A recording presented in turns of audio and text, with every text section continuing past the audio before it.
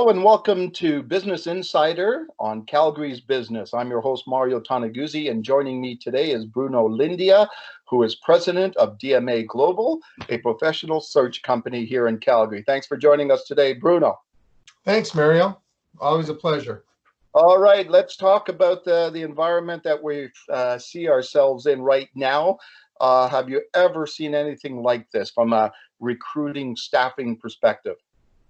Well, Mario, this is quite unique. I've never seen anything quite so widespread in terms of every industry. I will tell you that a couple of downturns that I've been involved with, I remember the tech crash, the technology crash in the early 2000s really had, IT professionals really scrambled, the market tanked. But it was very insulated to a couple of industries that just got absolutely, destroyed. So I think that's the closest one I've ever seen, but not coupled with the health reality of the whole thing, right? So quite unique. So a lot of businesses, everything from retail to you name it, closing shop right now. Is DMA Global still open for business? Yeah, you know what? We are definitely open for business. I mean, we are definitely following our national directive of social distancing, which makes our video meeting process essential to plan, for any next employment engagement. But we are certainly open. We've been utilizing, our remote technologies, video calls and all that kind of stuff for over 10 years now. So, despite what's the reality of the health situation right now, using technology to do our work is nothing new for our firm. So definitely open right now. So, in the last few years, there's been a trend in the business community to work remotely and have staff work remotely. However, that has been not something that has been embraced fully by companies. How do you think companies are doing right now, coping with this new reality, I guess, where they have to work remotely?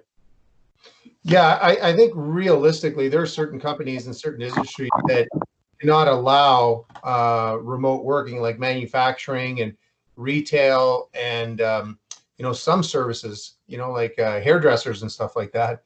So, but I think for the most part, the companies, our clients right now, are adapting quite well. A lot of the companies that we deal with are technologically kind of advanced, if you want to call it that. So it's definitely different. But like going back to our company, we're so used to using video and everything like that, but we're not in the hard goods business. So I think it definitely is a bit of a challenge for a lot of the companies out there right now making the adjustment. Bruno, so your company deals with people and personal contact with people. That's the kind of industry you're in. What are you telling companies that are seeking your services now that that personal contact may not be there, but you have to do this remotely? Yeah, we're a highly, face-to-face type business, especially from the client side, believe it or not. They'd like to meet with us, have, strategic, confidential meetings when they're replacing people or adding somebody. So right now, like I said, before at our company, we've been utilizing our remote technologies for many, many, many years. And I think that the clients right now are figuring out, look, we're going to have to, we're going to scramble out of this thing at some point. So the ones that are being extremely proactive are booking us online. We have some, proprietary on-demand now resourcing technologies that we're starting to book some quick demos to show them how to, better utilize some online services that we have. So yeah, it's basically online. And the one big thing, and I don't want to make light of it, but excuse me, the internet is so much busier right now that booking a video call sometimes, we get a little lags in there. But yeah, rest assured, that's kind of how we're going to have to do it, and that's how they're doing it with us right now. Okay, so many people out of work right now, thousands and thousands. What are your suggestions for these people as they obviously look for jobs or try to look for jobs? Yeah, a lot of them are, I wouldn't say they lost their jobs, they're just getting laid off to figure out what's going on right now. So I think number one is to completely be aware that if you're being fired or you're being laid off due to the circumstances and get called back. But definitely during these challenging times, we're here to remind everybody that's looking for work that we still have open opportunities that are out there that are delayed to start, some of them, and some of them are starting because they're online. And we're still, make sure that understand that we're accepting all applications. As you can imagine, we're receiving an increased amount of applications. So, we want to thank everybody for their patience and encourage everyone. This is the key.